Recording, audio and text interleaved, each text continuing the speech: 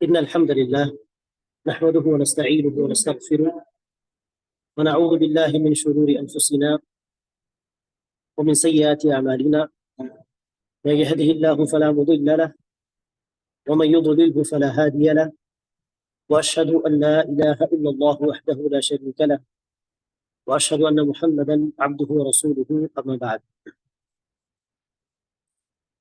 فقد قال الله عز وجل: والفجر وليال عشر والشفق والوتر. கண்ணியமிக்க சகோதரிகளே, அல்லாஹ்வின் மாபெரும் கிருபையினால் விடுமுறை நாள் என்று சொல்லி பெரும்பாலும் ஃபாயிதா இல்லாத,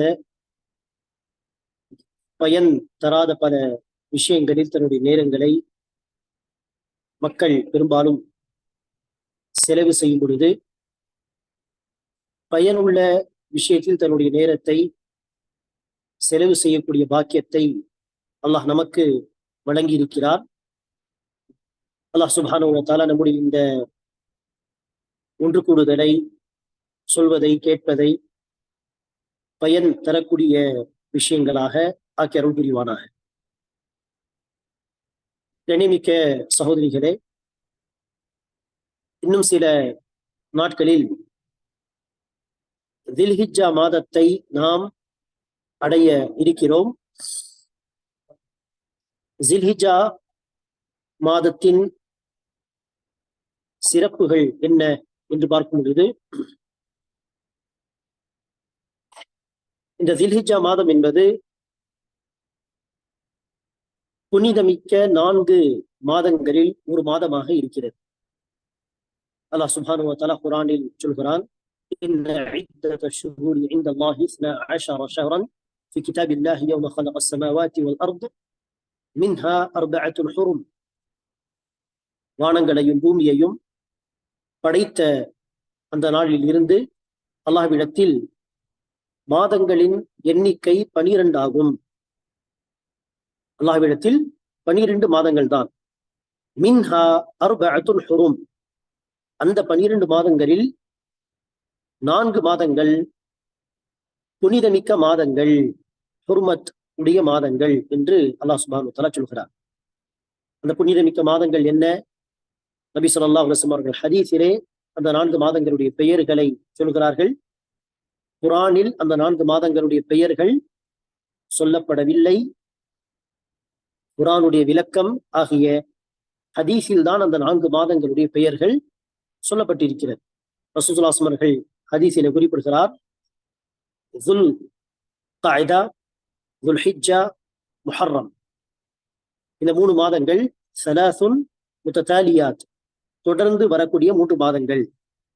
அடுத்து ரஜப் முதர், ரஜப் மாதம் என்று நபி ஸல்லல்லாஹு அலைஹி வஸல்லம் அவர்கள் 4வது மாதத்தை குறிப்பிட்டார். இப்படி துல் கஅதா, துல் ஹிஜ்ஜா, முஹர்ரம், ரஜப், இந்த 4 மாதங்களும் புனிதமிக்க மாதங்களாகும். துல் கஅதா, துல் ஹிஜ்ஜா, முஹர்ரம், இந்த 3 மாதங்களை அல்லாஹ் புனிதமிக்க மாதங்களாக ஆக்கியதற்கு முக்கிய காரணம், ஹஜ்ஜுக்கு போகக்கூடியவர்கள் துல் கஅதா மாதத்தில் புறப்பட்டு அடுத்து துல் ஹிஜ்ஜா மாதத்தில் ஹஜ்ஜை செய்துவிட்டு முஹர்ரம் மாதத்திற்குள் வீடுகள் திரும்பும் வரை யாரும் அவர்களை தொந்தரவு செய்யக்கூடாது, கொள்ளையர்கள் கொள்ளையடித்து விடக்கூடாது, உயிரை பறித்து விடக்கூடாது. எனவே ஹாஜிகள் சுகமாக ஹஜ் பயணம் மேற்கொண்டு வீடுகளுக்கு திரும்ப வேண்டும் என்பதற்கு இந்த 3 மாதங்களை அல்லாஹ் புனிதமிக்க மாதங்களாக ஆக்கினான். அதே போல அந்த காலத்தில் ரஜப் மாதத்தில் அதிகமாக உம்ரா செய்வார்கள். ரஜப் மாதத்தில் உம்ராவுக்கு தனி சிறப்பு எல்லாம் எதுவும் கிடையாது. அந்த காலத்தில், அறியாமை காலத்தில் அதிகமாக ரஜப் மாதத்தில் பிரத்யேகமாக உம்ரா செய்வார்கள். எனவே உம்ரா செய்யக்கூடிய அந்த மக்கள் பயம் இல்லாமல் பயணம் செய்ய வேண்டும் என்பதற்காக அல்லாஹ் சுப்ஹானஹு வ தஆலா ரஜப் மாதத்தையும் புனிதமிக்க மாதமாக ஆக்கியிருந்தார்.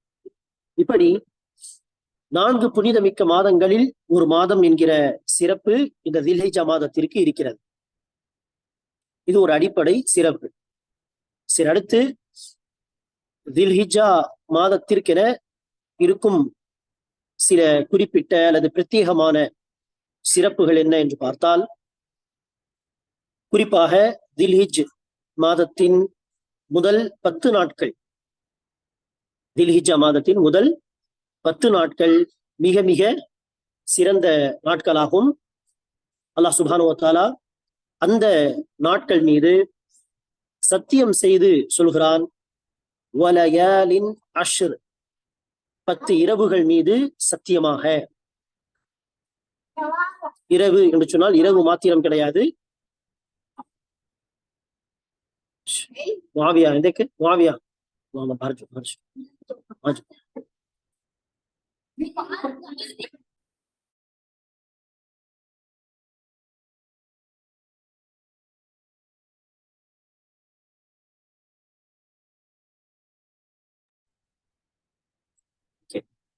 இந்த முதல் 10 நாட்கள் மீது அல்லாஹ் சத்தியம் செய்து சொல்கிறான், வலயாலின் அஷ்ர், 10 இரவுகள் மீது சத்தியமாக. இரவுகள் என்று சொன்னால் இரவு மாத்திரம் கிடையாது, 10 நாட்கள் என்று பொருள். எனவே தில்ஹிஜ் மாதத்தின் முதல் 10 நாட்கள் மீதுதான் அல்லாஹ் இந்த வசனத்திலே சத்தியம் செய்கிறான் என்று ஏறக்குறைய எல்லா முஃபஸ்ஸிரீன்கள் சொல்கிறார்கள். வல் ஃபஜ்ர், ஃபஜர் நேரத்தின் மீது சத்தியமாக, விடியல் மீது. வலயாலின் அஷ்ர், 10 நாட்கள் 10 இரவுகள் மீது சத்தியமாக என்று அல்லாஹ் சொல்வது தில்ஹிஜ் மாதத்தின் முதல் 10 நாட்கள் பற்றிதான் என்றுதான் முஃபஸ்ஸிரீன்கள் தஃப்ஸீர் செய்திருக்கிறார்கள். எனவே இது தில்ஹிஜ் மாதத்தின் இன்னொரு சிறப்பு, முதல் 10 நாட்களுடைய சிறப்பு. அதே போல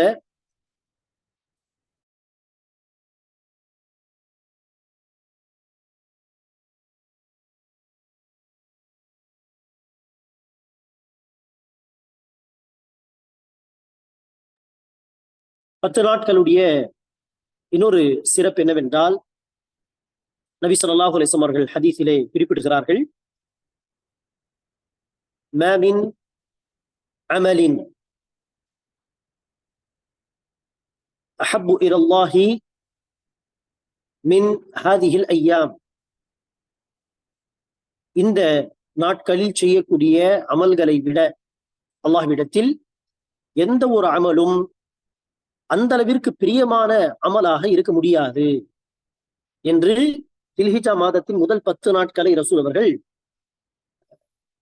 குறிப்பிட்டு இந்த சிறப்பை சொன்னார்கள். இந்த 10 நாட்களில் நாம் செய்யக்கூடிய அமல்களை விட அல்லாஹ்விடத்தில் எந்த ஒரு அமலும் சிறந்த அமலாக இருக்க வாய்ப்பில்லை என்று.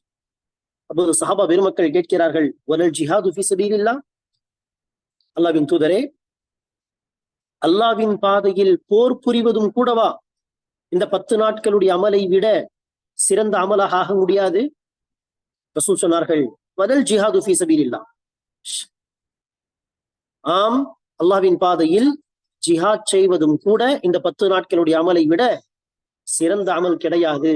ஆம், எவர் ஒருவர் தன்னுடைய உயிரை கொண்டு பொருளாதாரத்தை கொண்டு போர் புரிகிறார், ஆனால் உயிரை கொண்டோ அல்லது பொருளாதாரத்தை கொண்டு அவர் வீடு திரும்பவில்லை என்று சொன்னால் அந்த ஜிஹாதை தவிர என்று சொன்னார்கள். அதாவது எந்த முஜாஹித் போரில் தன்னுடைய உயிரை தியாகம் செய்து விடுகிறாரோ, நிச்சயமாக அந்த உயிர் தியாகம் என்பது தில்ஹிஜ் மாதத்தின் முதல் 10 நாட்களுடைய அமல்களை விட சிறந்தது. உயிர் தியாகம் செய்யவில்லை என்று சொன்னால் போர் புரிவது என்கிற அந்த அமல் கூட இந்த 10 நாட்களில் வீட்டில் இருந்தபடி பள்ளிவாசல் இருந்தபடி நாம் செய்யக்கூடிய அமல்கள் மிக சிறந்த அமல்கள். எனவே இந்த சிறப்பும் இந்த 10 நாட்களுக்கு உண்டு.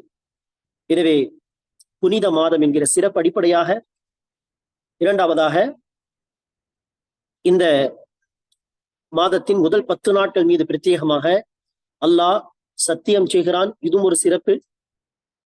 மூன்றாவதாக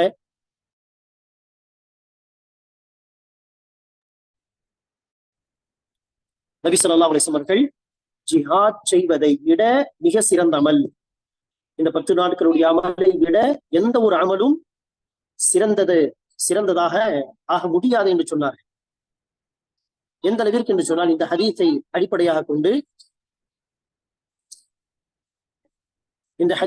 அடிப்படையாக கொண்டு முஹம்மது பின் சாலிஹ் அல் உசைமீன் இப்னுல் உசைமீன் என்கிற அறிஞர் குறிப்பிடுகிறார், ரமதான் மாதத்தின் கடைசி 10 நாட்களில் நாம் செய்யக்கூடிய அமலையும் விட ஜில்ஹிஜா மாதத்தின் முதல் 10 நாட்களுடைய அமல் தான் சிறந்தது.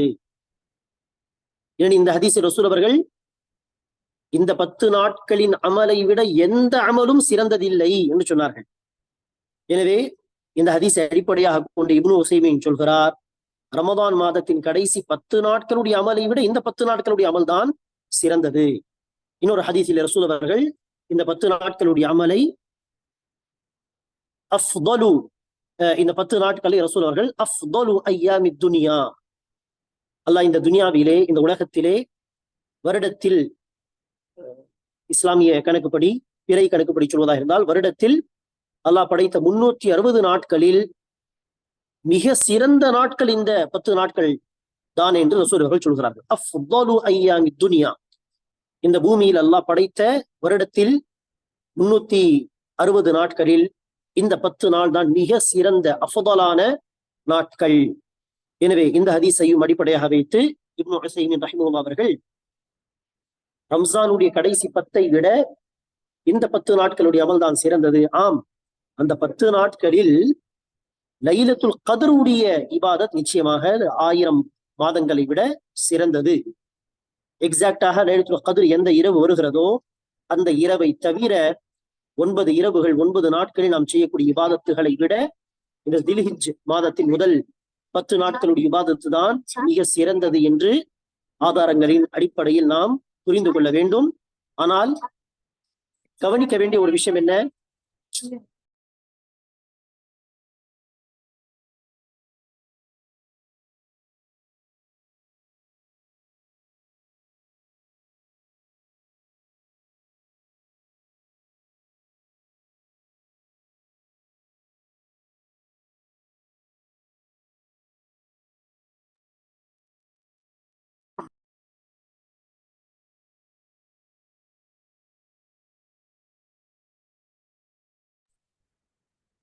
बाहर चल जाओ, क्लास खत्म।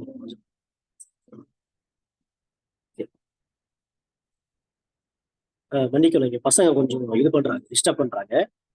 ஓகே, இந்த 10 நாட்களுடைய அமல்களுக்கு அல்லாஹ் சுப்ஹானஹு வ தஆலா அவ்வளவு சிறப்பை கொடுத்திருக்கிறான். ஆனால் கவனிக்க வேண்டிய ஒரு விஷயம் என்னவென்றால், ரமதான் மாதத்தின் கடைசி 10 என்ன, ஒட்டுமொத்த ரமதான் மாதத்துடைய அமல்களுக்கு நாம் என்ன முக்கியத்துவம் தருகிறோமோ அதில் பாதி அளவு கூட இந்த தில்ஹிஜ் மாதத்தின் முதல் 10 நாட்களுக்கு நாம் அந்த முக்கியத்துவம் தருவதில்லை. இது மிக கவலைப்பட வேண்டிய ஒரு நிலை. சொல்ல போனால் ரமதான் மாதத்திற்கு என்ன ஒரு முக்கியத்துவம் தந்து அந்த மாதத்திலே வணங்கி வழிபட வேண்டும் என்று நாம் கவலைப்படுகிறோமோ, முயற்சி செய்கிறோமோ, உபரியான வணக்கங்களில் ஈடுபடுகிறோமோ, தினமும் செய்யக்கூடிய கடமையான வணக்கங்கள் போக அதே அளவுக்கு அல்லது அதைவிட அதிகமாக இந்த ஹதீசுகளின் அடிப்படையில் சொல்வதாக இருந்தால், தில்ஹிஜ் மாதத்தின் முதல் 10 நாட்களிலும் நாம் அமல் செய்வதை குறித்து யோசிக்க வேண்டும், கவலைப்பட வேண்டும். தினமும் செய்யக்கூடிய கடமையான இபாதத்துகள் போக உபரியான வணக்கங்களை அதிகமாக இந்த 10 நாட்களில் செய்ய முயற்சிக்க வேண்டும். ஹாஃபிஸ் இப்னு ஹஜர் என்கிற அறிஞர் அவர்கள் இந்த 10 நாட்களுக்கு அல்லாஹ் சுப்ஹானஹு வ தஆலா அப்படிப்பட்ட ஒரு சிறப்பை ஏன் கொடுத்திருப்பான் என்கிற ஒரு காரணத்தை சொல்லும் பொழுது ஹாஃபிஸ் இப்னு ஹஜர் ரஹிமஹுல்லாஹ் அவர்கள் சொல்கிறார், இந்த தில்ஹிஜ் மாதத்தின் முதல் 10 நாட்களில் அல்லாஹ் சுப்ஹானஹு வ தஆலா மார்க்கத்தில் சொல்லப்பட்ட அத்தனை வணக்க வழிபாடுகளையும் ஒன்று சேர்த்து விட்டான். மார்க்கத்தில் என்னென்ன வணக்கங்கள், அல்லாஹ்வை வணங்கி வழிபடுவதற்கு என்னென்ன வழியோ, பலவிதமான வணக்கங்களை நாம் செய்கிறோம் மார்க்க அடிப்படையில். அந்த எல்லா வணக்க வழிபாடுகளையும் இந்த 10 நாட்களில் அல்லாஹ் ஒன்று சேர்த்து விட்டான் என்று சொல்கிறார்கள். தொழுகை, இந்த 10 நாட்களின் தொழுகை உண்டு. அதே போல் நோன்பு, இந்த 10 நாட்களில் 10வது நாள் பக்ரீதை தவிர 9 நாட்கள் நோன்பு நோக்கலாம். சரி, குறைந்தது 9வது நாள் அரஃபா தினமன்று நோன்பு நோக்கலாம். எனவே தொழுகையும் உண்டு, நோன்பும் இந்த 10 நாட்களில் இருக்கிறது. சதகாவும் கொடுப்பதற்கு நேரம் காலம் கிடையாது. இந்த 10 நாட்களிலும் தாராளமாக சதகாத்துகள் கொடுங்கள். குறிப்பாக 10வது நாள் குர்பானி தருகிறோம் என்று சொன்னால் அந்த குர்பானியுடைய கரியை ஏழைகளுக்கு கொடுப்பது நல்ல விஷயம். ஹாஜிகளுக்கு அல்லாஹ் அதை வலியுறுத்துகிறான். பசித்தவர்களுக்கு அந்த கரியை கொடுங்கள் என்று அல்லாஹ் சொல்கிறான் ஹாஜிகளை பார்த்து, குர்பானியுடைய கரி. எனவே சதகாவும் உண்டு, ஜிக்ர் திலாவத்தும் உண்டு. ஒரு நாள் குரான் ஓதுகிறோம், இந்த 10 நாட்களும் குரான் ஓத வேண்டும், திக்ர் செய்ய வேண்டும், துஆ செய்ய வேண்டும். சரி, இதே 10 நாட்களில் குர்பானி என்கிற வணக்கமும் உண்டு. 10வது நாள் ஹஜ் என்கிற வணக்கமும் உண்டு, உம்ராவும் உண்டு.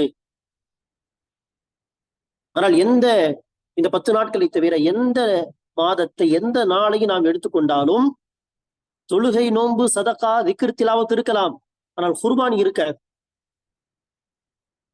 குர்பானி இருந்தால் ஹஜ் இருக்காது. இப்படி ஏதாவது ஒரு வணக்கம் விட்டு போய்விடும்.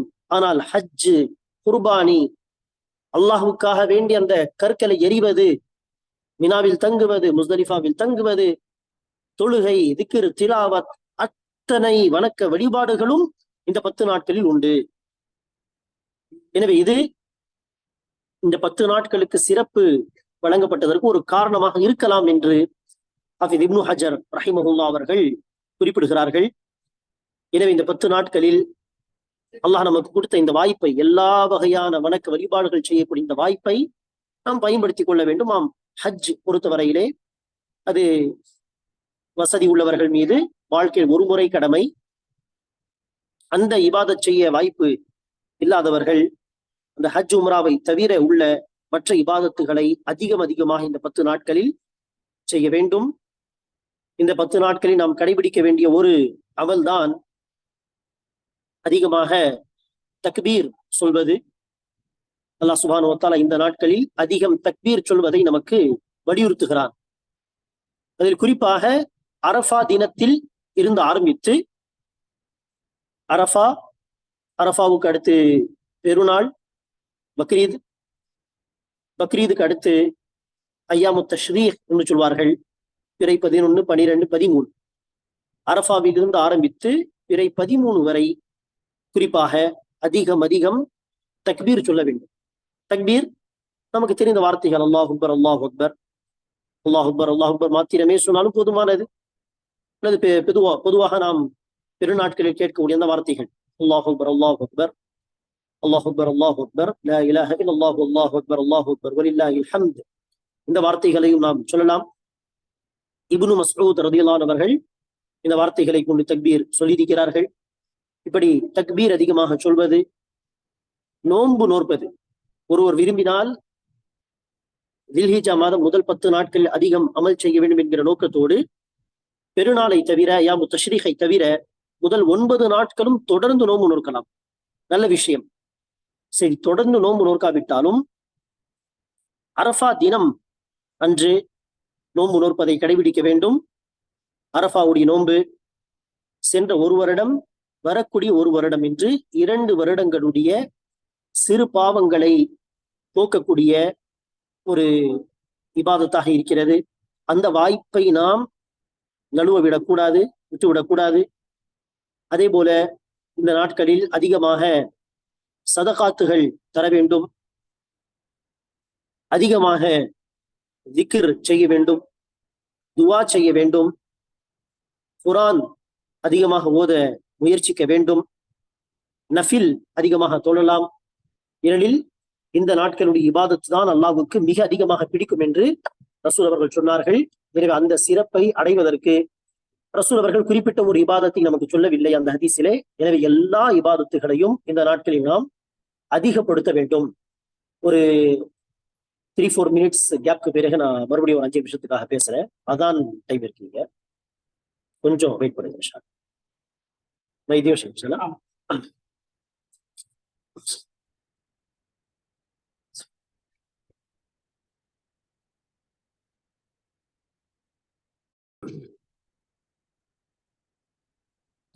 அல்ஹம்துலில்லாஹி ரப்பில் ஆலமீன் வஸ்ஸலாத்து வஸ்ஸலாமு அலா ரசூலிஹில் கரீம் அம்மா பஅத். இப்படி மிக சிறப்பு மிக்க இந்த தில்ஹிஜ் மாதத்தின் குறிப்பாக முதல் 10 நாட்களில் அதிகமாக அமல்களில் நாம் ஈடுபட வேண்டும். ரசூல் அவர்கள் இந்த 10 நாட்களில் பிரத்யேகமாக செய்ய வேண்டிய அமல்கள் என்று சொன்னால், அரஃபா நோன்பை ரசூல் அவர்கள் நமக்கு வலியுறுத்தி இருக்கிறார். குர்ஆனில் அல்லாஹ் சுப்ஹானஹு வ தஆலா இந்த 10 நாட்களில் தக்பீர் அதிகமாக சொல்ல வேண்டும் என்று அல்லாஹ் குர்ஆனில் சொல்லியிருக்கிறான். 10வது நாள் ஈதுல் அத்ஹா உடைய சமயத்திலே பெருநாள் தொழுகையில் கலந்து கொள்வது, பெண்களாக இருந்தாலும் ஈதுகாவில் சென்று பெருநாள் தொழுகையில் கலந்து கொள்வது மிக அதிகமாக வலியுறுத்தப்பட்ட ஒரு விஷயம். அதை ரசூல் அவர்கள் ஹதீஸிலே வலியுறுத்தி இருக்கிறார். அதே போல குர்பானி கொடுப்பது மிக சிறந்த ஒரு வணக்கம். ஈதுல் அத்ஹா உடைய நாளில் செய்யக்கூடிய மிக அல்லாஹுக்கு பிடித்த ஒரு காரியம்தான் இந்த பிராணியின் இரத்தத்தை சிந்துவது. எனவே வசதி உள்ளவர்கள் குர்பானி கொடுப்பது என்கிற வணக்கத்திலும் ஈடுபட வேண்டும். நபி ஸல்லல்லாஹு அலைஹி வஸல்லம் அவர்கள் இந்த குர்பானி என்கிற வணக்கத்தை எப்படி ஈடுபாடோடு செய்திருக்கிறார் என்று சொன்னால், ஒரு முறை ரசூல் ஸல்லல்லாஹு அலைஹி வஸல்லம் அவர்கள் அநேகமாக 100 ஒட்டகங்கள் ரசூல் ஸல்லல்லாஹு அவர்கள் குர்பானி கொடுத்தார்கள். அதில் நபி ஸல்லல்லாஹு அலைஹி வஸல்லம் அவர்கள் 60க்கு மேற்பட்ட ஒட்டகங்களை சுயமாக அறுத்து பலியிட்டார். அடுத்து மிஞ்சிருக்கக்கூடிய ஒட்டகங்களை அலி ரலியல்லாஹு அன்ஹு அவர்களுடைய பொறுப்பில் கொடுத்தார்கள், நீங்கள் அறுத்து பலியிடுங்கள் என்று. எனவே நிறைய ஒட்டகங்களை குர்பானியாக கொடுத்ததும், அதில் பல ஒட்டகங்களை சுயமாக அறுத்து பலியிட்டதும் இந்த குர்பானி என்கிற இபாதத்தில் ரசூல் அவர்களுடைய ஈடுபாடை சுட்டிக்காட்டுகிறது. அதே போல்தான் ஒரு செய்தியிலே ரசூல் ஸல்லல்லாஹு அவர்கள் ஃபாத்திமா ரலியல்லாஹு அன்ஹாவுடைய பிராணி அறுக்கப்பட இருந்த பொழுது உன்னுடைய பிராணியை அறுக்கிறார்கள், வந்து பார் என்று சொல்லி அழைத்ததாக ஒரு செய்தி உண்டு. அதே போல்தான் அறிஞர்கள் குர்பானி கொடுக்கும் பொழுது ஒரு பெண் தன்னுடைய காசை கொண்டு குர்பானி கொடுத்தால், உதாரணத்திற்கு அந்த பெண் கூட என்ன செய்யலாம், விரும்பினால் சுயமாக அறுத்து பலியிடலாம் என்று சொல்லியிருக்கிறார்கள். எனவே அந்த அளவிற்கு ஈடுபாடோடு அந்த குர்பானி என்கிற வணக்கத்தை செய்ய வேண்டும். அதே போல இந்த நாட்களில் அதிகமாக துவா செய்வது, திக்ர் அதிகமாக செய்வது, குர்ஆன் அதிகமாக ஓதுவது, இப்படி வலியுறுத்தப்பட்ட வணக்க வழிபாடுகள் மாத்திரமல்ல, வலியுறுத்தப்படாத பிரத்யேகமாக சொல்லப்படாத வணக்க வழிபாடுகளையும் அதிகமாக இந்த நாட்களில் நாம் நிச்சயமாக செய்யலாம். ஏனெனில் ரசூல் அவர்களுடைய அந்த ஹதீஸ், இந்த 10 நாட்களுடைய அமலை விட அல்லாஹ்விடத்தில் எந்த ஒரு அமலும் பிரியமானதில்லை. அந்த அளவிற்கு அந்த ஹதீஸு எந்த வணக்கமாக இருந்தாலும், குர்ஆன் ஹதீஸில் சொல்லப்பட்ட வணக்கம், அதை இந்த 10 நாட்களில் அதிகப்படுத்தலாம் என்கிற ஒரு பெர்மிஷன், ஒரு அனுமதியை தரக்கூடிய, அங்கீகாரம் தரக்கூடிய ஒரு ஹதீஸாக இருக்கிறது. எனவே ரமதான் மாதம் வருவதற்கு முன்பாகவே, எப்படி ரமதான் மாதம் வந்தால் தராவி மிஸ் பண்ணக்கூடாது, குறைந்தது 1 குர்ஆன், இல்லை முடிந்தால் 2 குர்ஆன் இந்த ரமதானில் படித்து முடிக்க வேண்டும்.